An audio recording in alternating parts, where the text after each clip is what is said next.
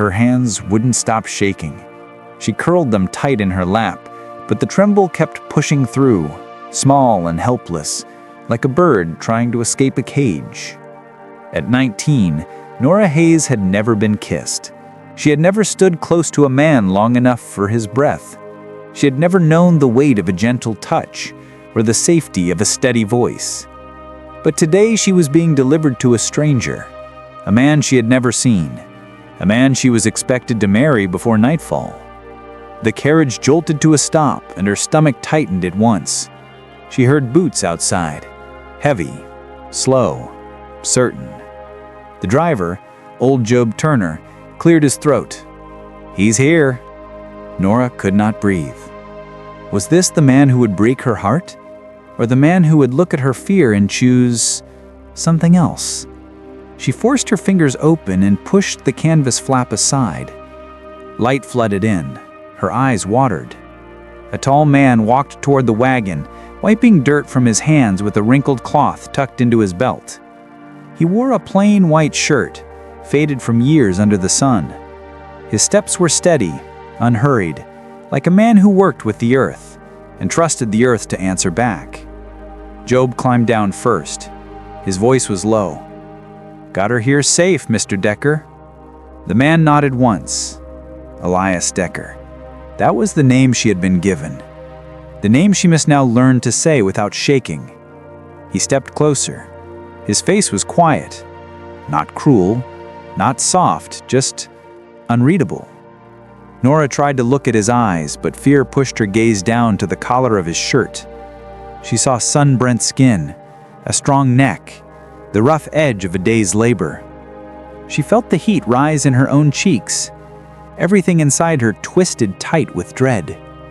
Job pulled her small canvas bag from the wagon and set it on the ground. The sound was soft, but it felt like a hammer striking the final nail into the life she had lost. Elias paid the driver. Coined. A hand. Quake. Silent. Job tipped his hat. "Good luck to the both of you." She watched the wagon roll away, dust rising behind it, fading like her last thread of safety. Then she was alone, just her small bag, and the man she must now call husband. "Calm down," Elias said. His voice slid through the hot air, deep and steady. Not unkind, not welcoming. It simply was a fact, a boundary, a statement she could not avoid. Her boots touched the dirt, and she felt the ground swallow the noise of her landing. The world was too large, too empty, too quiet. She stood very still, afraid any movement might spill her fear across the ground. Elias picked up her bag. It looked tiny in his hand. "This way." She followed. Small steps meant for survival, not for freedom. The cabin was made of rough pine logs built with the plainness of a man who used whatever he had. The door creaked when he opened it, and the sound made Norah flinch. He stepped aside so she could go in first. She hesitated. Crossing that threshold felt like crossing into someone else's life. Inside was a single wide room with a stone hearth, still warm from a small fire. A pot sat above the coals. The scent of meat and vegetables hung in the air, familiar and safe in a way that made her throat tighten.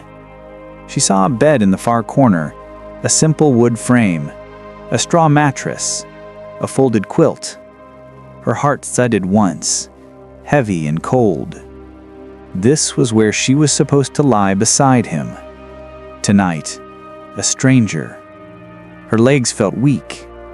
He set her bag down and moved to the hearth. "There's food," he said, stirring the pot. "Sit." The word struck her like a command from someone she did not know and did not dare to cross. She lowered herself onto the wooden chair, her back straight, her feet together, her hands locked in her lap to keep them from shaking again. He ladled stew into 2 bowls, one for her, one for himself. He sat across from her. No words, only the scrape of spoons and the quiet crackle of the fire. She tried to swallow. The food tasted like nothing. He ate with slow, steady movements, Not rushed, not impatient, just present. She watched him from beneath her lashes. A man used to silence. A man used to work. A man who felt neither need nor desire to fill the air with talk. She feared him, but she feared what came next even more. When he finished, he washed the bowls in the basin by the door. She stayed seated, unsure if she was allowed to move, unsure if she was supposed to help, unsure of anything. He took a lantern from the mantel and lit it. The glow softened the corners of his face, but did not warm them. "I'll see to the animals," he said. He stepped outside, closing the door behind him. Norah stayed where she was, hands clasped, heart racing, a tremble rising in her spine. The bed waited for her across the room. She stared at it, frozen, terrified, lost. The fire whispered. The lantern hummed. Time slowed. When the door opened again, she flinched. Her breath stuttered. Elias entered quietly, his boots soft on the floor, his presence filling the room with something she could not name. He looked at her, sitting on the edge of the bed, so small, so scared. He studied her a long moment. Then his voice came low, quiet. "The floor is cold. Get under the quilt." She blinked, confused, unsure, but she obeyed. Slowly she slid beneath the blanket, pulling it to her chin. He did not walk toward the bed. He walked to a wooden chest, took out a dark wool blanket, and laid it by the hearth on the floor, far from her. He lay down, turned his back, and closed his eyes. Norah stared at him through the dim light, her breath unsteady. He was not coming to her. He was not touching her. He was giving her distance. Kindness. A kindness she had not expected. A kindness she did not know how to hold. A tear slipped down her cheek. For the first time since she left home, she felt something other than fear. She felt safe. Norah woke before the sun. For a moment, she didn't know where she was. The quilt felt heavy. The smell of wood smoke was strange. The quiet was too deep. Then the memories rushed back like cold water over her skin. The long trip, the man named Elias, the supper eaten in silence, the bed she feared, the floor he chose. Her eyes moved across the room. The blanket he used was folded neatly on the wooden chest. He was already gone. A soft clang drifted in from outside. Metal on metal. Steady. Rhythmic. He was working before dawn. Norah sat up slowly, holding the quilt for just a moment longer. She had not slept well, but she had slept safer than she expected. The fear was still inside her, but it was tangled now with confusion. He had not taken anything from her, not a touch, not a word, only the floor. She stood and dressed in a faded calico dress she had brought from home. Her fingers fumbled over the buttons. She kept thinking about last night. He could have claimed her. Every woman she knew had warned her of that, but he hadn't. The thought made her chest ache in a strange, unfamiliar way. She stepped outside. The morning was cool, the air sharp. Elias was by the small barn, hammering a piece of iron into place. His back was to her, shoulders broad, movements controlled. He didn't turn when she stepped off the porch. She walked toward him slowly, unsure if she was supposed to speak, unsure if he would welcome it. When she reached the doorway, he finally glanced her way. "You should eat," he said. Not unkind, not warm, just steady. "I'll cook," she replied, her voice barely above a whisper. He paused. The hammer hung still in his hand. His eyes flicked to hers just long enough to make her heart trip. Then he nodded once and returned to his work. She hurried back inside, desperate to prove she could be useful. The hearth had gone cold and she struggled to coax flame from the embers. Her first attempt failed. The second nearly burned her sleeve. By the time she got a fire going, her hands were trembling again.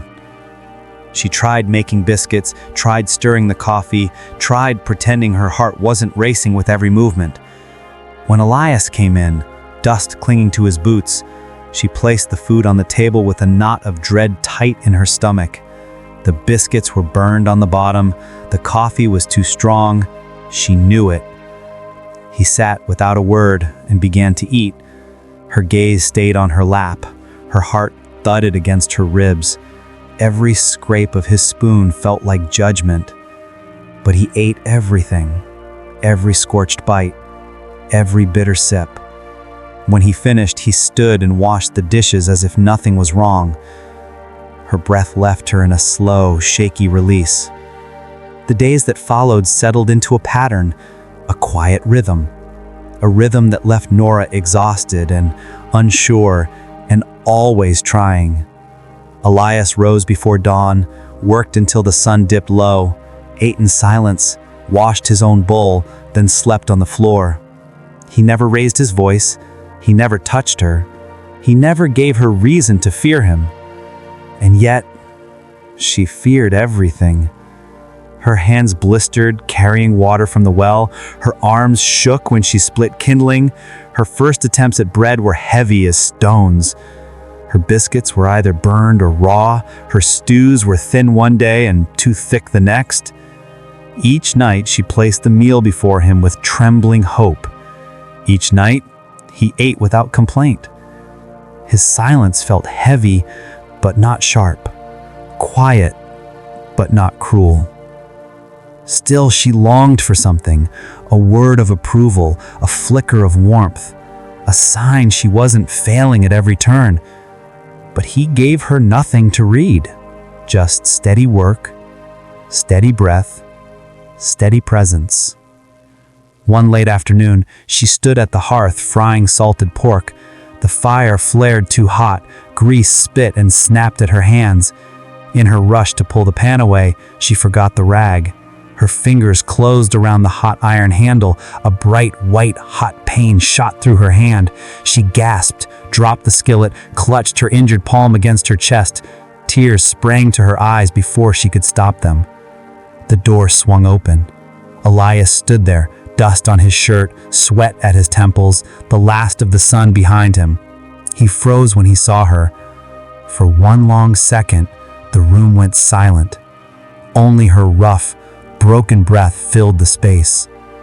He crossed the room with 3 slow steps, not rushed, not panicked, controlled, focused. He didn't ask questions, he didn't scold. He guided her to the basin with one gentle hand under her elbow. He pumped cool water into the basin, then he took her hand, the injured one, and lowered it into the water. The relief made her knees buckle. Her breath shuddered out in a low, broken sound. His fingers held hers steady. His touch was firm but careful. A working man's hands, treating her like she was glass. He stayed until the worst of the heat left her skin. Then he dried her hand with clean linen, opened a small tin of salve that smelled of pine, and spread it over her burn with careful strokes. He tore a strip of cloth, wrapped her hand, tied the knot neat and strong, still silent, still steady. "Thank you," she whispered. He gave a small nod. No words, but something passed through his eyes. Something quiet, something she did not know how to name. He turned back to the hearth to rescue the ruined skillet. Norah stood there with her bandaged hand pressed to her heart, her throat tight, her breath trembling. She did not know what she had expected, but she had never expected gentle care. The fire popped softly in the hearth. Outside, the wind sighed against the cabin walls. For the first time, she wondered if this quiet man carried more inside him than he ever let show. The days that followed her burn were different, though nothing visible had changed. Elias rose before dawn. He still worked the fields until dusk. He still ate in silence and slept on the floor. But the quiet between them had shifted. It had weight now. Warmth. Awareness. The bandage on her hand was a constant reminder of his touch, his steadiness, his care. Each morning she cleaned the burn herself, careful not to waste the salve he had left on the mantel. Each evening she cooked as best she could, and though her food was still simple and often flawed, she noticed something she hadn't seen before. He finished every meal, every last bite, not out of hunger but out of quiet respect. One warm afternoon she decided she needed to prove herself, prove she wasn't a burden, prove she wasn't failing at every turn. The air inside the cabin was thick, the kind of heavy heat that clung to skin and slowed every movement. It seemed a good day for scrubbing the floorboards. Norah fetched a bucket from the well and added lye soap, stirring until the water turned frothy. She knelt and began to scrub. The rough wood tore at her dress. The lye stung the healing edges of her palm. Sweat gathered at her temples, but she kept working. She needed this. She needed something to look clean, something to look right. Her mind drifted into the rhythm of the scrubbing. Push, pull, rinse, push again. She didn't hear the door open. Need more water? His voice put through the quiet like a stone dropped in a still pond. She startled hard. Her brush slipped, her breath tangled in her chest. Elias was standing just inside the doorway, 2 full buckets in his hands, sweat darkening his shirt. He set the buckets down, his gaze sweeping slowly across the room, as if he was taking in everything she had done and everything she was still trying to do. She stayed frozen on the floor, feeling exposed and foolish. Her sleeves were pushed up to her elbows, her hair had fallen loose, her knees were wet, her dress was streaked with gray water. And that was when she realized her sleeve had slipped too far, too high, revealing a faint yellow bruise on her inner wrist. Old, faded, but unmistakable. A bruise left long before she had ever known the name Elias Decker. She saw him notice it. He went still, entirely still. His eyes sharpened in a way she had never seen. Not with anger, not with judgment, but with something heavy and fierce she could not understand. Instinct kicked in. She yanked her sleeve down fast, hiding the mark as if hiding a shameful secret. Her heart raced. Her breath shook.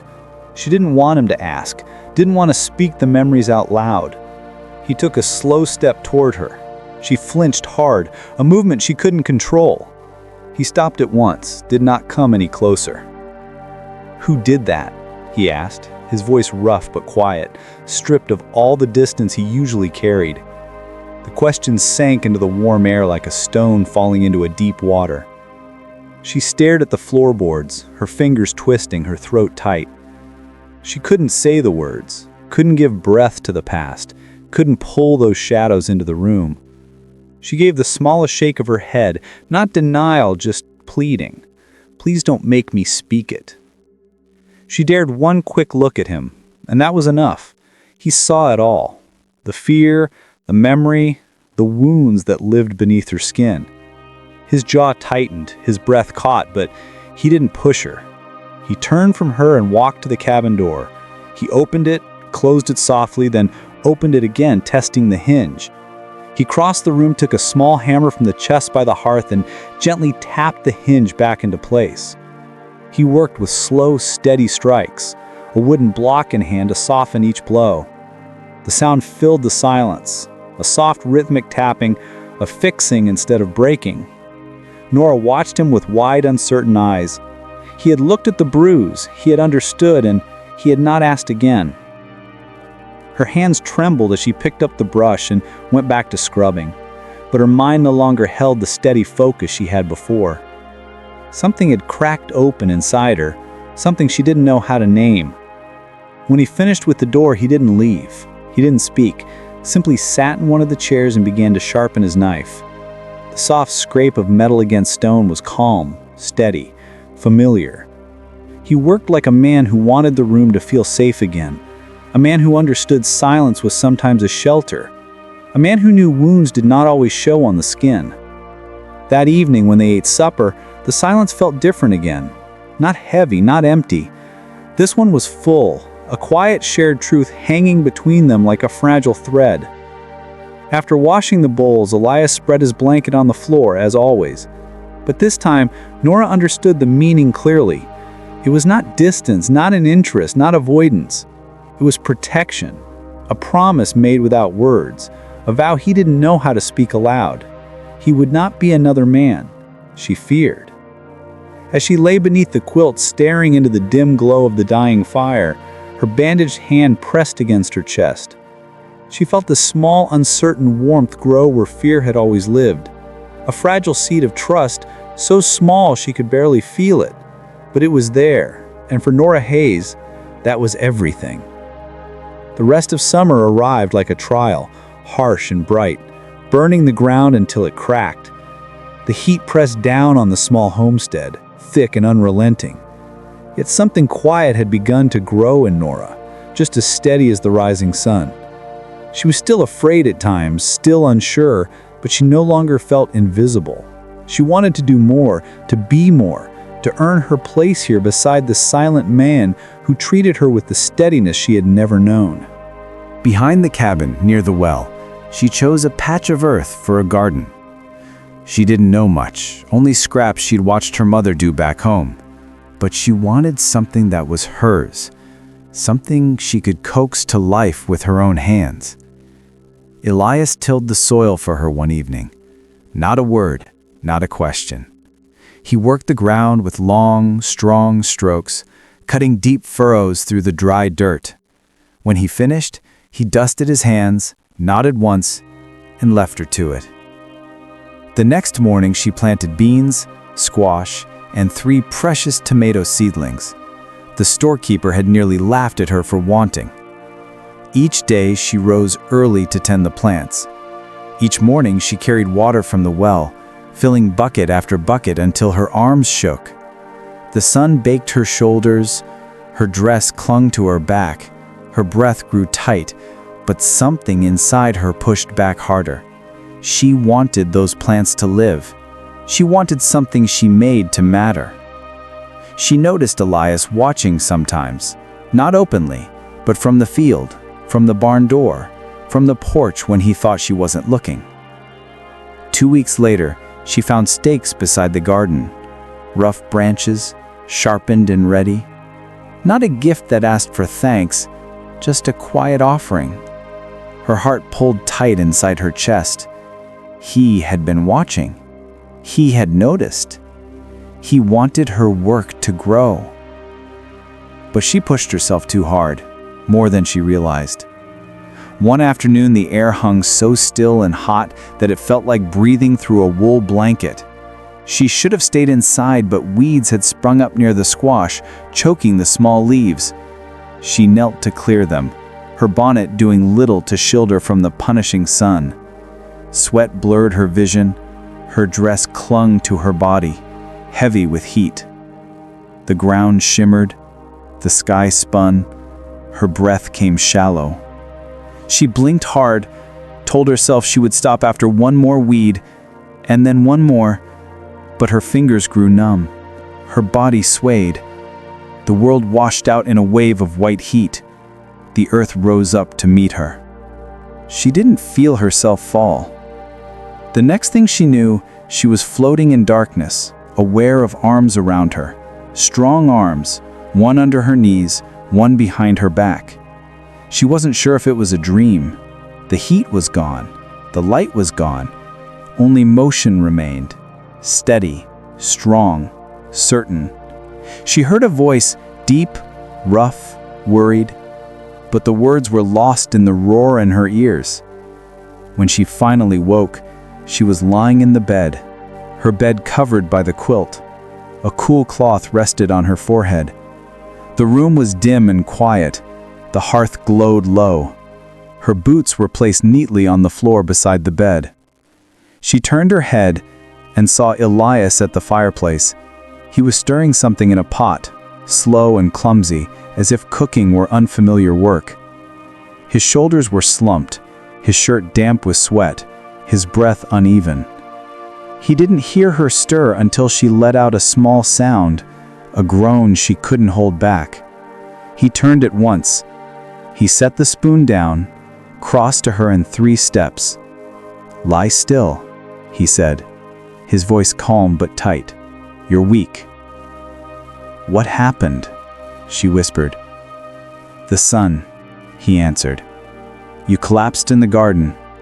You've been out since midday." He lifted a bowl of thin porridge, steam curled from its surface.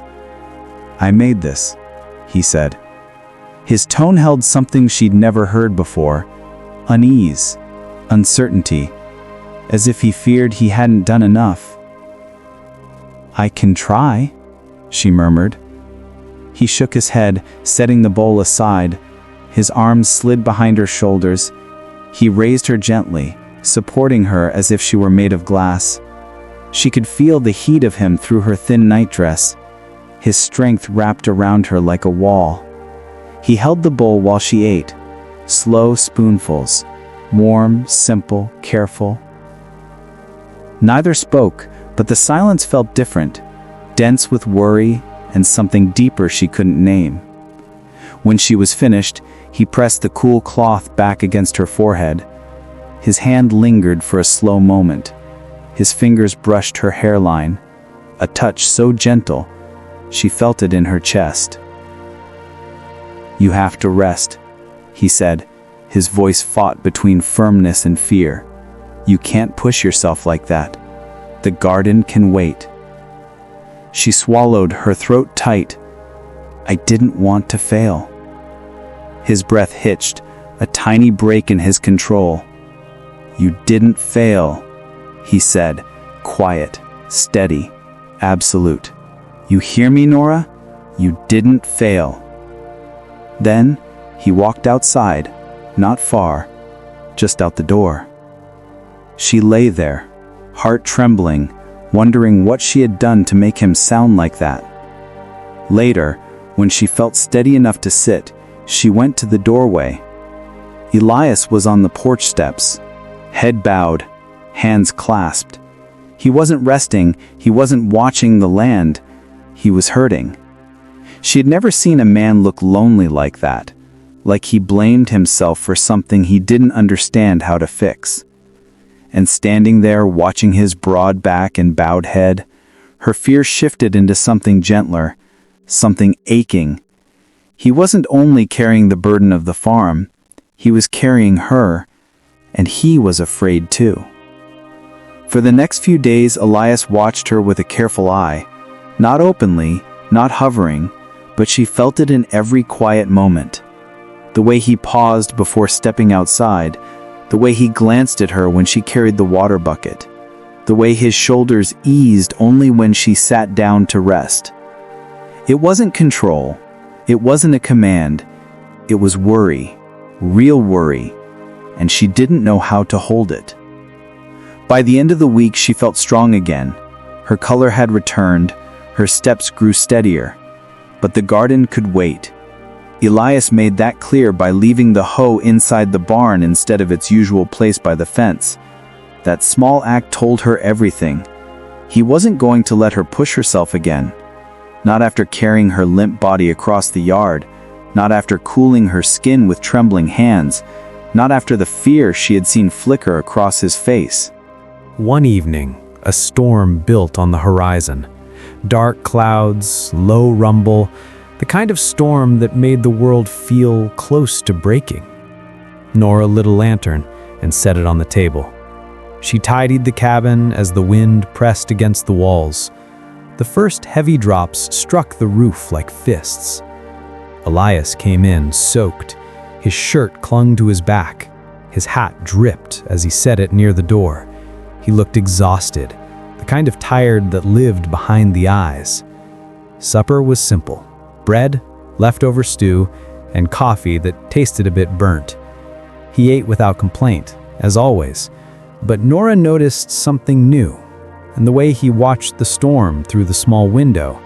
His jaw was tight, his breath slow. He wasn't just listening, he was remembering. When the thunder cracked close to the cabin, Elias flinched barely, but she saw it. She waited until he finished eating to speak. "Storms bother you," she said softly. He didn't deny it, didn't hide it. He just set his spoon down and breathed once, deep and slow. "My father," he said. 2 simple words, heavy as the sky. He didn't say more. He didn't need to. She understood. Not the story, not the details, but the shape of the pain behind his eyes. Silence filled the room, thick but gentle. A sudden knock hit the door. Norah jumped. The lantern flickered. The thunder groaned above them. Elias stood in one smooth motion. He opened the door a few inches. A man's voice drifted in, muffled by rain. "Evening, Elias. We're looking for a stray calf. You ain't seen tracks running this way?" His shoulders stiffened at once. Norah had never seen Elias like this. Guarded, spine straight, hand curled slightly at his side. "No," Elias said. "Ain't seen any." The man hesitated. She heard a second voice behind him. Laughter in the rain. Sharp. Ugly. "Sure she's doing all right in there. Pretty little bride, all alone with you." Norah's blood chilled. Heat rose across Elias's back like a storm rolling over stone. "You should head home before the creek rises," he said, voice low. The men laughed again. One of them spat. Boot steps splashed away into the night. Elias closed the door, locked it, barred it. He didn't turn around. He stood there with both hands braced on the doorframe, breath slow, arms tense. Norah's heart twisted tight. For the first time since she arrived, she wasn't afraid of him. She was afraid for him. "Elias," she whispered. He turned at the sound of his name. His eyes met hers, and something inside him cracked, small, but real. "You're safe," he said. A promise, a vow, spoken like stone under pressure. "I know," she answered. He looked away as if the words hit deeper than they should have. The wind screamed outside. The walls shook. The rain fell in sheets. He dragged one of the chairs closer to the fire. "Sit here. It's warmer." She did. He sat on the floor beside the hearth, as he always did at night. But he didn't lie down. Not tonight. He sat with one knee up, forearm resting on it, watching the fire with a tight jaw. Hours passed. The storm did not break. She watched him in the flicker of the flames, the strong line of his shoulders, the steady breath he fought to keep calm, the way the firelight touched the edge of his cheek and softened him. "Elias," she said again, quieter this time. His eyes lifted. She sat closer. Not an order, not a plea, just honesty. He hesitated. A long moment. Then he scooted a little closer to the hearth, so their feet were almost touching. Almost.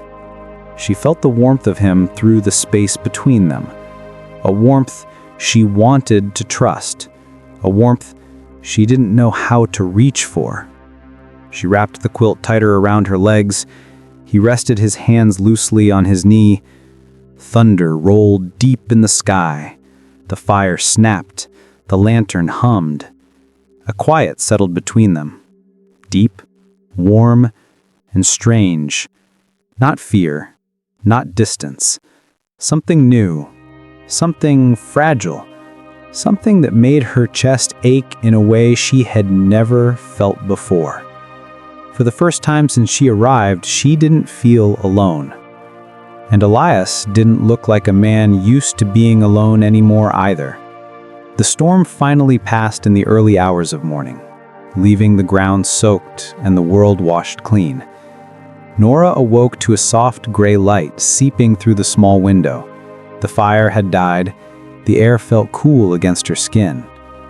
Elias was still sitting on the floor near the hearth, head bowed forward, arms resting loosely on his knees. He must have fallen asleep like that. For a moment, she simply watched him. The rise and fall of his breath, the heaviness in his shoulders, the quiet strength he carried without ever naming it. He had stayed awake for her, through thunder, through fear, through every hour of the long night. Her chest swelled with something warm and painful. When he finally stirred and looked up, his eyes met hers in a slow, unguarded way. Something soft passed between them, something they knew neither how to speak. "You should rest," she whispered. "So should you," he answered, voice thick from sleep. He got to his feet and stepped outside to check the animals. Norah tidied the cabin, feeding the fire and warming water for coffee. Her hands still ached at times, but she moved with a steadiness she had never felt before. Her fear wasn't gone, but it had changed. Elias came back in, boots wet with mud, hair damp from the morning fog. He said, "The creek's risen. Won't be any travelers today." She nodded. Silence settled again, but this one felt full. A silence shared, not endured. That afternoon she baked bread. This time it rose well, light, soft. When Elias tore off a piece and took a bite, he paused. Just a pause, but to her it felt like the sun breaking through a cloud. He said, "It's good." 2 simple words, quiet, honest, enough to make her throat tighten. She looked down so he wouldn't see the emotion rising behind her eyes. The days followed in a gentle rhythm. Her hand healed, the garden grew, the heat eased, and something small and careful began to bloom in the space between them. She found herself watching him more. How he carried heavy things with ease, how he fixed tools with slow patience, how he paused at the door each evening, as if checking the world was safe before she stepped outside. He found himself watching her too. How she tucked her hair behind her ear while kneading dough, how she bit her lip when she was unsure, how she whispered to the tomato plants as if they were children who needed kind words to grow. This quiet life was becoming theirs, and neither dared name what it meant. One cool evening, as the sun dipped low, she walked to the porch to shake out a blanket. 2 riders passed near the far fence line. She recognized them, the men who had stopped in the storm. Their laughter carried across the dry grass, sharp and mean. Elias stepped outside at once, positioning himself between her and the riders without a word. The men tipped their hats, but their grins were wrong. "You take care of that bride now," one called. "Wouldn't want her running off." Norah's stomach twisted. Heat climbed her neck. She looked at the ground. Elias stood tall, shoulders squared. "You mind your own land," he said. The riders laughed and moved on, dust rising behind them. Only when they were far out of sight did Elias turn to her. "You don't listen to men like that," he said, voice low. They talk to hear themselves. Nothing more. But something inside her broke, not from the men, from a thought she had carried for too long. "Maybe they're right," she whispered. He frowned. "About what?" She swallowed hard. "Maybe I'm not someone who stays. Maybe I'm someone who causes trouble just by being here." Elias stepped closer, the space between them shrinking. "You think you don't belong?" he asked quietly. Her breath shook. "I think I never belonged anywhere." The truth slipped out before she could stop it, soft, raw, undeniable. He looked at her for a long moment, a slow, searching look that held more feeling than any touch. Then he said, in a voice rough with honesty, "You belong here." She blinked fast. Her heart tripped. Her breath hitched. He raised a hand as if to touch her cheek, but stopped halfway. A pause. a question, a gentle offering. She leaned in just enough. His fingers brushed her cheek, warm, careful, shaking faintly, from a man who had never learned how to give tenderness and was trying anyway. Norah closed her eyes. Her breath trembled, his touch steadied. For a long moment they stood like that, two people who had lived too long in fear, finding something like safety in each other. When he let his hand fall, he stepped back only once, enough to breathe, not enough to break the moment. "We'll make this life together, if you want it." Her answer rose before she could think. "I do." Not because she owed him, not because she feared him, but because she wanted the quiet strength of him beside her, wanted the safety of his hands, wanted the man who slept on the floor so she could sleep without fear. That night, he didn't lie on the floor. He sat beside the bed until she fell asleep, watching over her with the same steady care he had shown since the day she arrived. And for the first time in her life, Norah Hayes dreamed of a future she wasn't afraid of, a future she could build with a man who had never once raised his voice, never once reached in anger, never once made her fear the dark, a man who gave her tenderness instead of harm, protection instead of pain, a home instead of a prison, a man who chose her quietly, fully, completely, and she chose him in return. If this tale touched your heart tonight, I'd be honored to have you join our little frontier family here. Your subscription helps keep these Wild West stories alive, and it means more to me than you know. If you'd like to hear more journeys of danger, love, and second chances out on the frontier, just hit that subscribe button before you ride out. Thank you for spending your time with me, partner. I'll see you in the next.